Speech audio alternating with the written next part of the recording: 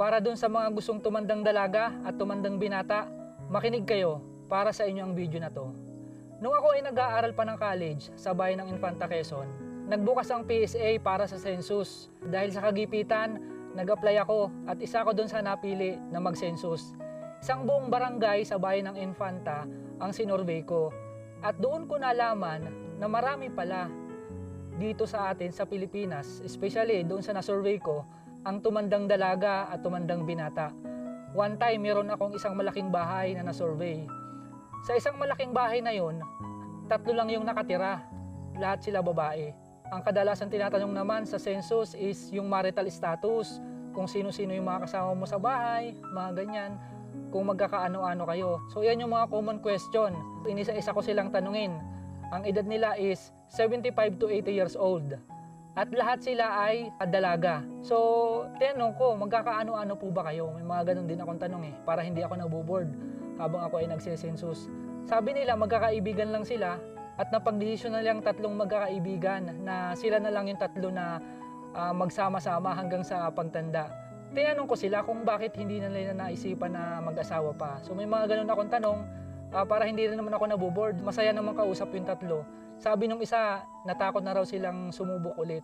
So, nagkaroon sila ng failure sa pag-ibig. Lahat silang 3 is naranasan nila ang masaktan, kaya hindi na sila umulit pa na sumugal sa pag-ibig.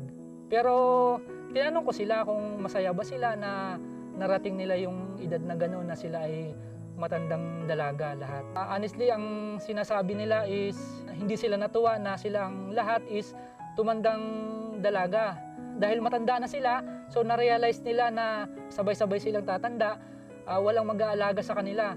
So kahit magkakasama silang 3, lahat naman na sila matatanda. So nagkakaroon sila ng takot, sabi nila na baka isang araw isabay-sabay silang mahirapan. So walang mag-aalaga sa kanila.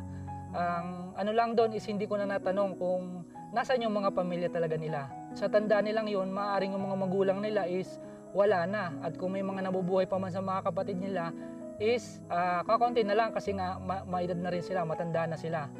At hindi lang yun marami pa akong bahay doon sa barangay na yun, sa barangay ng Infanta, ang na-survey na matatandang dalaga. At alam nyo ba, every time na tinatanong ko sila kung anong marital status nila, nahihiya sila na banggitin na single, parang walang sigla. Alam mo yun, kapag tinanong mo kasi ang isang tao at masaya siya doon sa ginagawa niya or masaya siya doon sa katayuan niya ngayon, masigla niyang sasabihin or masiglang sasagutin niya yung tanong mo. Pero every time na tinatanong ko kung sila ba ay single or may asawa, malungkot sila na sinasabi nila na single. Parang may konting pagbagal na ang ibig sabihin ay malungkot sila.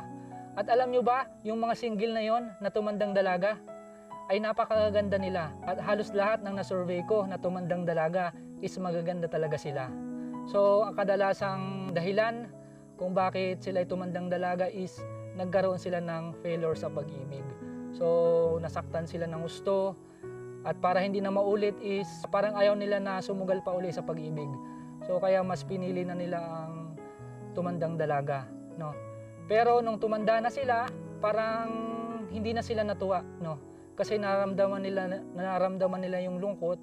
So kaya ganon. Hindi lang yun hindi lang babae. Marami pa rin akong na-survey na tumandang binata. So kung ano man yung mga dahilan ng binatang yun, hindi ko na natanong pa. Nakakahiyang tanungin yung lalaki na kung bakit tumandang binata. Baka masuntok tayo niyan. So yun, hindi ibig sabihin kung nasabi ko to is pinakikialaman ko yung buhay ng iba. No? Naikwento ko lang para magkaroon kayo ng ideya dun sa mga gustong tumandang dalaga, tumandang binata, no?